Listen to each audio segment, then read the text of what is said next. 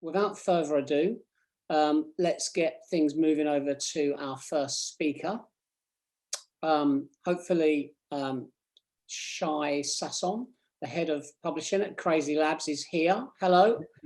Have I pronounced that correctly? Is it Shai? Exactly. Good start. I'm happy with that. Fantastic. Okay. Well, welcome. Thank you for sponsoring the track, and I'll get out of the way and let you talk to our delegates. Awesome. Good. Thank you very much for the intro. And thank you everyone for joining. I'm actually very excited to be here. So today we'll talk about the different needs that your games need in order to reach the top. For those who don't know me, my name is Shai. I am the head of publishing here at CrazyLabs. And for those who don't know CrazyLabs, so CrazyLabs is a top 3 mobile developer and publisher worldwide. We've just reached over 4.5 billion downloads to all of our games to date. And we work with over 350 developers worldwide in order to test and publish their hyper-casual games. And I've added here a few examples of the games that we've released over time. DIY Makeup, which is actually a game that we'll review today, that had over 30 million downloads. Phone Case DIY as well, one of the games that we'll review today with 90 million downloads. Tie-Dye peaked over 110 million downloads. And we have a few games that were released maybe 3 and 4 years ago. And it's actually very surprising to a lot of people that hyper-casual games today, we know that if they are maintained correctly, they are able to generate more revenue for a longer period of time. So you have great examples here in this slide. Now, before we move forward, I added this slide because I wanted to give a bit more perspective of why hyper-casual genre and industry is so successful. And this is a recent study that came from App Annie and Google that showed that hyper-casual are accounting for 1/3 of all of the mobile gaming industry in downloads. Actually, more than that, in this report, you can see that hyper-casual growth year-over-year is 20%. And if you're comparing it to all of the gaming industry, which is around 2%, you can understand why this genre and industry is so booming. So today we'll discuss the different needs that a publisher is able to tailor towards your game in order to successfully launch it. Before we move forward, I added here a few examples of 2 games. You can see Tie-Dye on the left and Catman Boxing on the right. By the way, Catman Boxing was a game that was that started in one of our crazy hubs that I will explain later in the presentation. So both games are the classic hyper-casual games, but they do remind us the basics of this industry. And the first thing that I would mention when talking about the basics of this industry is that we're very much relied on data in order to understand if your concept in games have the potential to be a successful hyper-casual game. So if you have the data collected by the publisher, this can give you a very good boost in order to move forward down the line. And next would be failing. We know today that in order to be successful, you must fail first. So you have to be in the mindset that you're going to fail before you find the success. Next would be innovation. And we can definitely see this in these 2 examples here. In order to successfully launch a very good hyper-casual hit, you must be innovative in your concepting and ideation, so your game will be something that the players will not see anywhere else. And lastly, there's a fierce competition, and you must be fast in order to be successful. And this is something that we'll review as well in this presentation. Here are the fundamentals of all of the hyper-casual games. So you have concept, marketing, gameplay, and retention. Now, taking all of these into consideration, I want to show you the process of the testing until the game reaches the publishing stage. So the first thing that you would do is create a pitch. And this is the concept, the idea of what will be your next hyper-casual prototype. In this phase, you will create a CPI test with minimal content in order to understand if your concept has the marketing ability to be a successful hyper-casual game. Once you understand that your concept, your idea, has the potential to be successful, only then you move to the day one usage test, where you have the core gameplay and the retention test. Once you pass this test and you know that the core gameplay loop is potential, only then you add more content and measure the day 7 output to understand if your game is profitable. Once you pass that, you move to the scale test and then the worldwide release. The whole process from the concepting until the game is fully released worldwide is between 4 to 8 weeks. As we understand, it's a very fast process. Now, let's go and show you a few examples of the tailored approach that each game needs from the studio and especially from the publisher itself. So the first example that we're going to review here is Sculpt People, actually just approaching 60 million downloads. So Sculpt People was originally came from the sculpture of Leo Messi. It actually, the developer actually saw a very trendy video of clay sculpturing, and the one that caught his attention was this specific gameplay. It had millions of views, and we understood, the studio understood that it had some potential to be a good hyper-casual game. And what the developer started doing is trying to understand what would be the core gameplay loop, what would be the gameplay itself. And it was very clear from the beginning, since looking at these videos, you can definitely understand the steps needed from the time that you start sculpturing one of these figures until you have the complete clear goal. Now, this concept had endless opportunities of different creativity in CPI testing and moving forward. You can do different faces, different colors, different celebrities, wins, fails. It can be funny, it can be disgusting, it can be anything. And due to this tremendous amount of opportunities, a studio might get lost when trying to understand what kind of video to do, what's the next video that needs to be done. Now, working with a publisher that is able to give you a perspective of what to focus on can give you a tremendous added value to save time and money when approaching these kind of tests. So for example, here, the developer could have gone different ways and spent hours of development time to create different scenarios and different videos. But we as a publisher understood that we need to first focus the studio on things that we know that have the potential to be successful.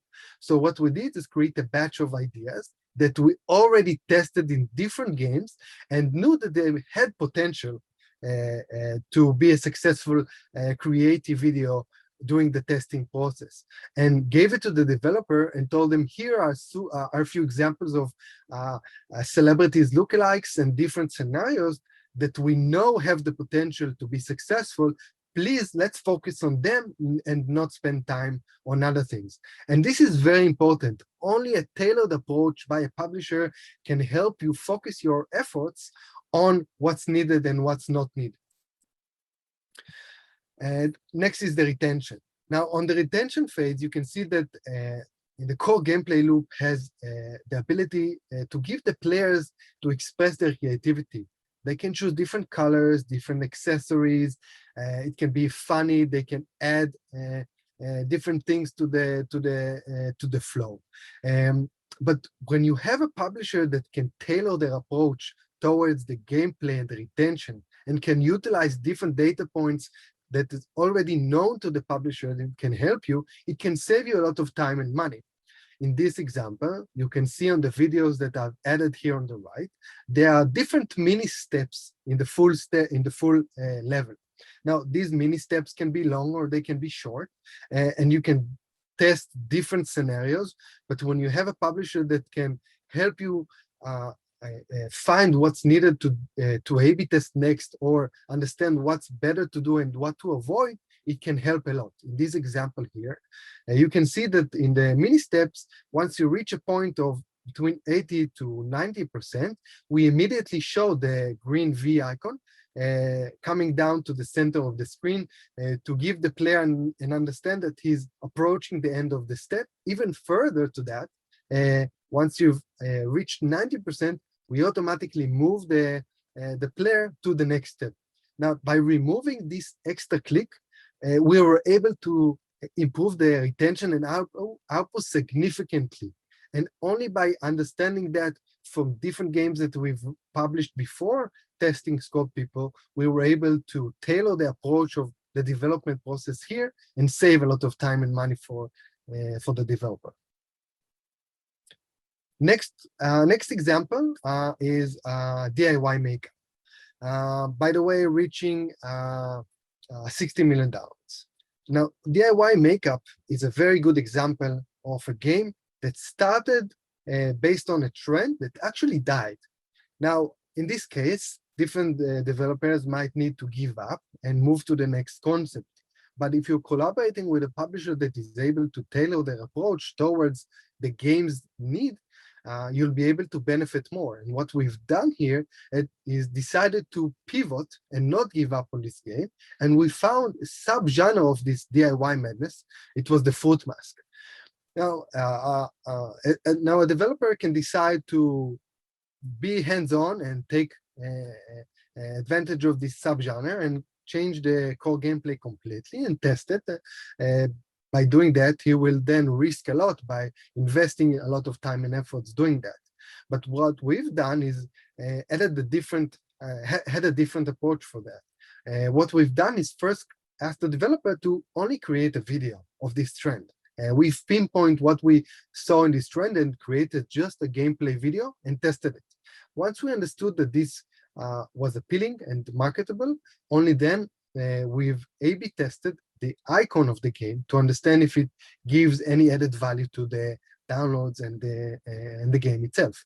Once we verified that and it was a proven effect, only then we pivoted and added this subgenre to the game itself. And again, this tailored approach saved this game completely from killing it.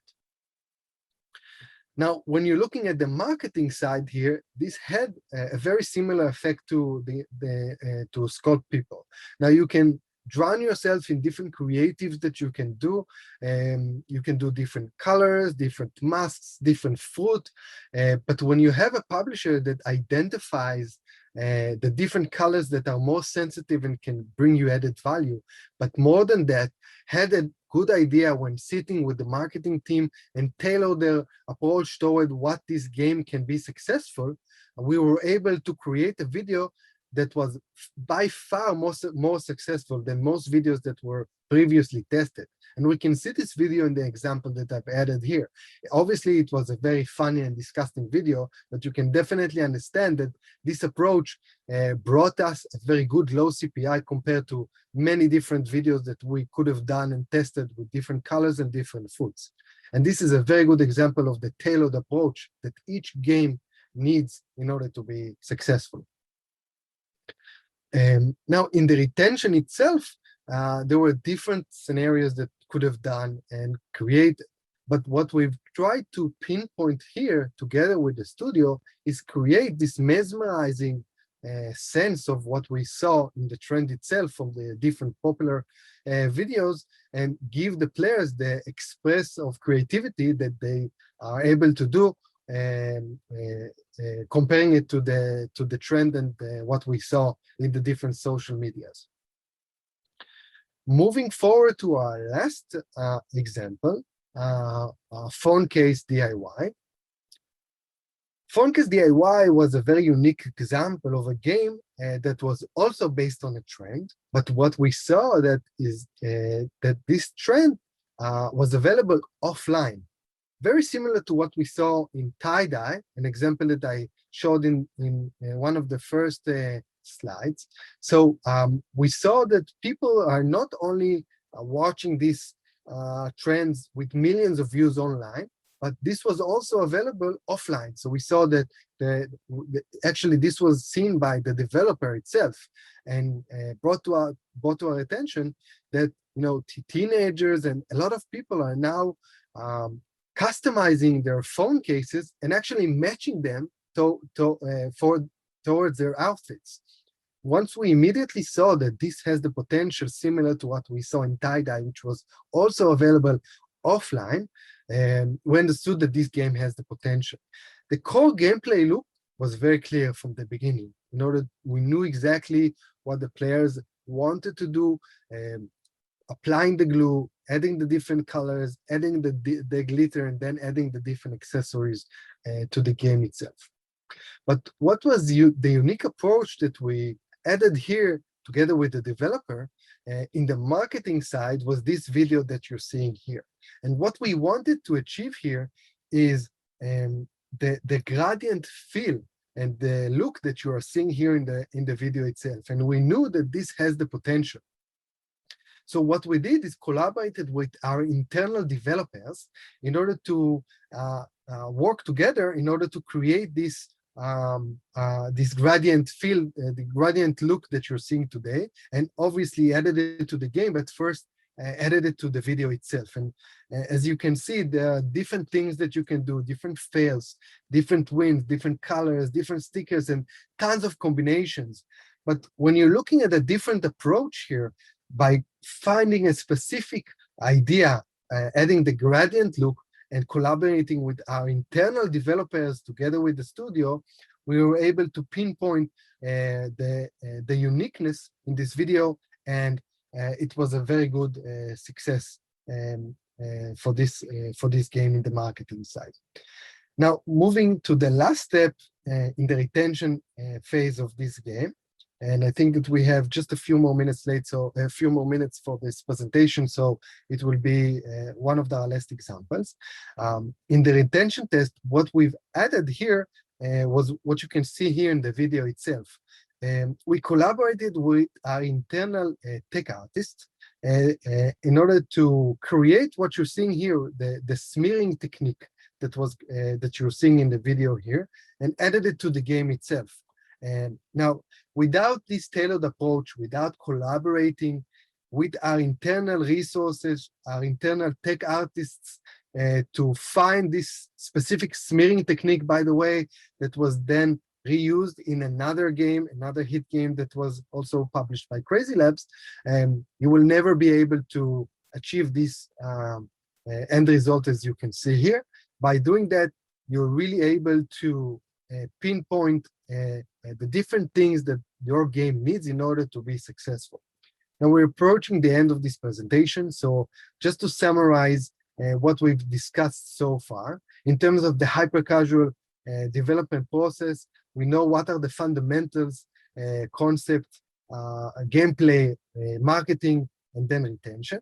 And we've saw different case studies of different games that we were able to have this kind of different tailored approach that each game needed, which is totally different than between each game.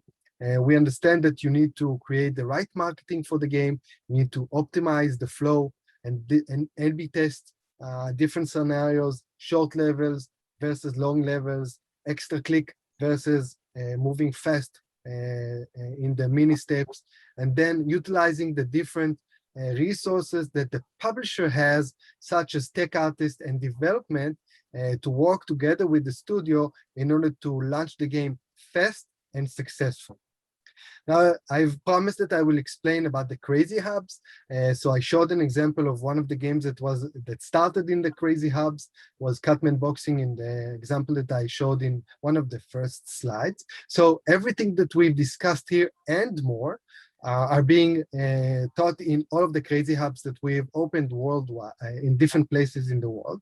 India, Israel, Turkey, Serbia, and South Africa, and many more to come.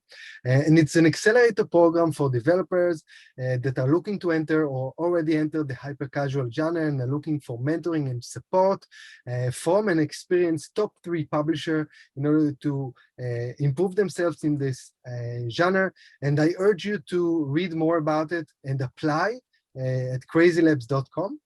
And then I think this is the end of the presentation. So thank you very much. And then if we have any questions, I'll be happy to answer that. Thank you, Shai. Hopefully you can hear me. Can you hear me? Yes. Hello. And hopefully you can see me. I can't see myself, but You can see. great. There's quite a few questions coming in. So we're going to start with, obviously you've built a very strong business there. So you will have been doing this for some time. Have you seen any shifts in the evolution of hyper-casual games? What is there a trend towards what works ultimately? I know there will be different genres. What does the consumer expect? Well, this is a session. This is a totally new session that I can talk for hours because there are different trends and different things in hyper-casual. Yes, of course. There are different trends and different things that we are seeing in hyper-casual, things that are more successful and less successful. And this is a good example why a collaboration with the top publisher, you'll be able to talk to a publishing manager and discuss the concept to understand if they have the potential to be successful or not. But there are different things that we can, when we are seeing, but looking at a very broad perspective of a hyper-casual subgenres, you can see that there are different sub-themes and sub-genres in hyper-casual that are being added constantly. So, for example, a year and a half ago, we started seeing the ASMR subgenre of hyper-casual games. One of the first games that came out to the market was soap cutting that was published by CrazyLabs that created a trend. Another good example of different subgenre and a trend that we're seeing over the past year or so is the narrative subgenre, simulation subgenre. But then if you're looking to drill down towards each subgenre on which trend and thing is more successful in each subgenre, you really need to discuss this with a publishing manager in order to avoid overspending development and resources and only focusing on things that have the potential to be a successful hyper-casual game. Are there certain markets that prefer hyper-casual more than other markets? Are there big territories which is where you should focus as opposed to trying to be global? So when testing a hyper-casual game, what we're currently doing is testing on Google Play in the US market. So this has been done for quite a long time. But when you're publishing a hyper-casual game, we know today that it has potential worldwide. Obviously, there are more markets that are more successful, such as the US market and China and tier 1 countries. But the process of the testing itself is only done in the US market, which gives you a better perspective of the potential of a game. Okay, and if I'm successful, can I build a franchise? Does the game last? How long does a successful game last compared to the building of IP in premium games and other formats, console formats, for example? So the development process is much faster than most games which are not hyper-casual. If you're looking at core, mid-core, consoles or PC, as you saw in one of the first slides, it's between 4 to 8 weeks from the time that you have a concept in your head until the game is fully released worldwide. Now, if you asked me this question about 2 years ago, I would say a very short period of time until the game dies. But we know today that if you have a good publisher with a good live ops team that is supporting the game together with the studio, you're able to continuously update the game and add content and A/B test different scenarios and keep the game alive for a very, very long period of time. And a good example of that is if you look at games that were released by CrazyLabs maybe 3 or even 4 years ago, you still see them in the top 200, even in the top 100. It means that the games can continuously generate a good revenue stream for the developer for a very long period of time if you have the dedication from the studio and the publisher. And this is very important because if you don't have this collaboration, the dedication from both sides, yes, the game might die very quick. But if you are able to continuously update the game, talk to the game designers and A/B test different scenarios, you can continuously improve the game. By the way, not only on the game itself, also on the marketing side, which is half of the complete development of a hyper-casual game. The flip side of that, of course, is with successes lingering, say in a top 200 for 2 or 3 years, suggests it's becoming more difficult to break into that top 200 with a successful title. If you look at the sector now to 2 years ago, is it harder to have a success? During the pandemic, for example, did consumers tend to go to successful titles that were already around rather than trying new ones? I think the pandemic actually helped, but not just the hyper-casual genre, but most game genres in general.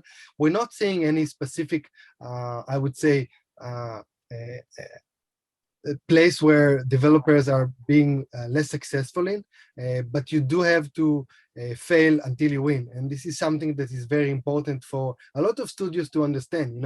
Don't expect to come to a publisher and say, I have an idea and it's going to generate millions of dollars for you. Expect to test and fail fast, but in order to do that, you must rely on KPIs and data. And if you are able to, for example, get access to a dashboard with a big publisher, such as Click Dashboard that we're allowing our developers to log into, you'll be able to use this data and save time and improve your hit ratio. Is that the big appeal of using a publisher? Because there must be a lot of developers who think we don't really need a publisher. We know how to test this game. We think this game is great. We don't want to lose any margin. Is it the tools that you can provide as opposed to PR and marketing that make the difference? I think it's more than that. It's also on the marketing side, and obviously in order to have a top 20 hyper-casual game, you need to invest a lot in the marketing side, which some studios might not have compared to a publisher. But it's more than that. It's based on technology that was built over a long period of time that is able to optimize the publishing process and create a very successful hyper-casual game. The collaboration between the technology and the resources that the publisher has, such as the marketing team, the game designers, and we saw a few examples here of the development and tech artists that are able to collaborate with the studio in order to bring what the publisher has in-house resources to successfully launch a game.